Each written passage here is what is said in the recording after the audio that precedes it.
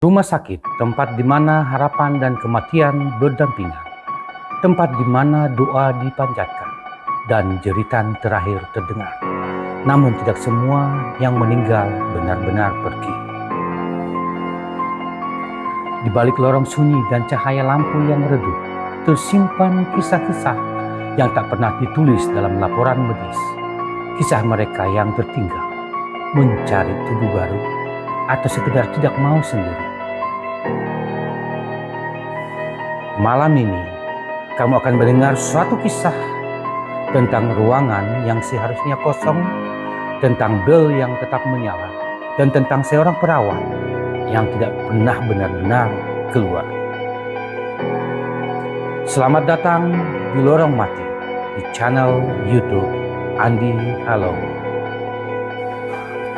Namaku Andi, seorang perawat baru yang ditugaskan untuk shift malam di Rumah Sakit Harapan Sehat.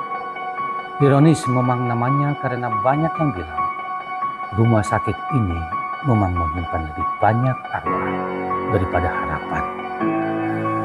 Malam itu suasana begitu sunyi, lampu lorong redup, hanya cahaya biru dingin dari monitor ruangan ICU yang menyala. Jam menunjukkan pukul 2.13 dini hari. Waktu yang katanya celah antara dunia manusia dan dunia mereka.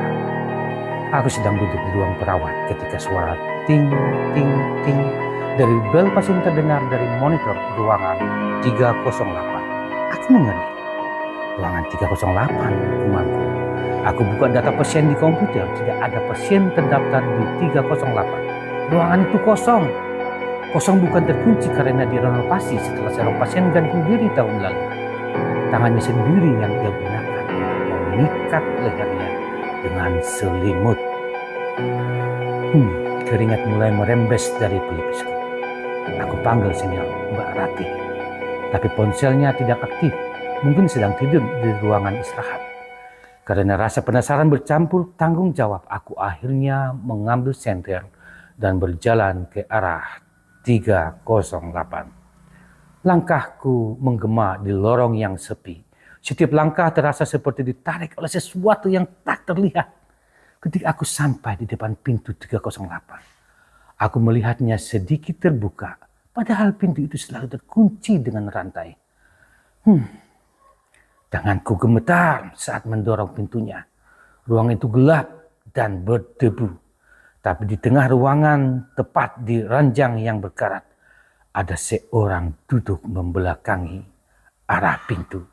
Rambutnya panjang menjuntai, mengenakan gaun pasien putih yang kotor. Nona, Anda butuh bantuan? Perlahan sosok itu menoleh. Wajahnya rusak, kulitnya seperti melepuh. Matanya kosong tanpa bola mata. Dan mulutnya terbuka sangat lebar hingga robek dari pipi hingga ke mulutnya. Darah menetes dan dia mulai menangis, tapi bukan tangisan biasa. Tangisan itu bukan suara manusia. Tangisan yang melengking, menyayat, membuat telinga terasa panas dan perut mual. Aku berbalik dan lari dan pintu tertutup sendiri di belakangku. Brak! Mengunciku di dalam. Tiba-tiba rancang-rancang di ruangan itu bergerak sendiri. Monitor hidup dan mati dan suara bip bip bip kacau di dinding tertulis dengan darah. Aku belum mati. Jangan biarkan aku sendiri. Merinding gak guys? Aku menjerit dan menendang pintu sekuat tenaga.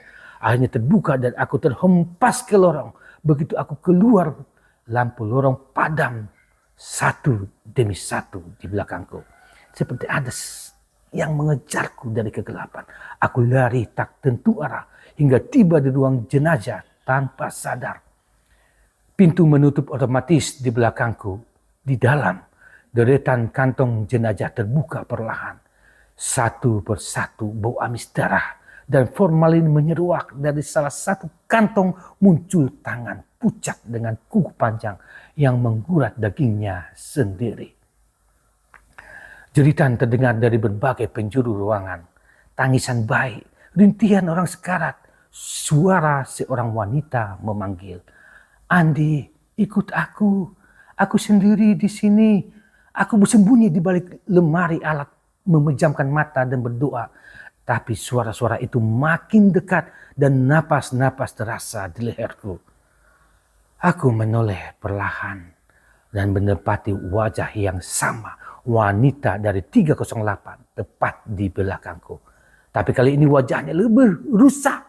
Tengkorongannya terlihat dan dari matanya mengalir darah hitam yang pekat. Gantian bisiknya, kamu di sini, aku keluar. Tangannya mencengkeram leherku, dunia mulai gelap. Tapi sebelum aku kehilangan kesadaran, aku melihat tubuhku sendiri bangkit dan berjalan menjauh, meninggalkan aku yang masih duduk gemetar di lantai. Hari ini, pasien baru di ruang perawatan ICU adalah seorang perawat bernama Andi yang ditemukan tak sadar diri di ruang jenazah. Matanya terbuka tapi kosong dan ia terus berbisik. 308, jangan biarkan dia sendiri. Jangan biarkan dia keluar. Dan sejak malam itu, bel 308 kembali menyala setiap malam. Selalu pada pukul 02.13 dini hari. Sekian teman-teman, salam dari saya. Nantikan cerita-cerita saya selanjutnya di channel saya Andi Haloho. Bye for now.